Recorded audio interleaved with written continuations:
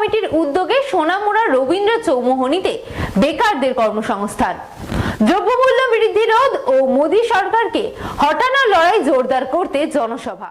CPM Sonamura কমিটির উদ্যোগে আজ সোনামুড়া রবীন্দ্র চৌমুহনীতে বেকারদের কর্মসংস্থান, দ্রব্যমূল্য বৃদ্ধি রোধ, সাম্প্রদায়িক স্বৈরতান্ত্রিক কর্পোরেট তোষণকারী জনবিরোধী মোদী সরকার হটানোর লড়াই জোরদার করতে এক জনসভা অনুষ্ঠিত হয়।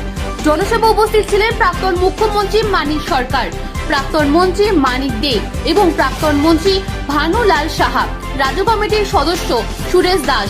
এই জনসভায় বিজেপির দলত্যাগ করে সিপিএম এর 6 পরিবারের 38 জন ভোটার যোগদান করেন এবং তাদের হাতে গোলাপ ফুল দিয়ে দলে বরণ করে নেন প্রাক্তন মুখ্যমন্ত্রী মানিক সরকার। জনসভা ভাষণ রাখতে গিয়ে প্রাক্তন মুখ্যমন্ত্রী মানিক সরকার বলেন,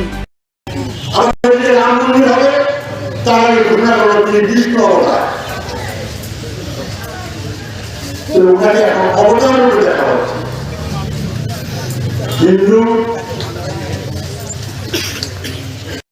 আমাদের রাজ্যের পরিস্থিতি অসময়ে দুটো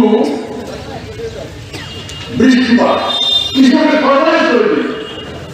এই নিয়ে আমরা কৃষক থেকে বিভিন্ন ভাবে সরকার থেকে কোনো রিলিফ দেওয়া হবে, সরকার থেকে কোনো রিলিফ নাই। সেচের উৎসগুলো নষ্ট। দপ্তরে যাওয়ার পর অফিসাররা বলছেন এগুলোর জন্য বাজারে কোনো টাকা নেই।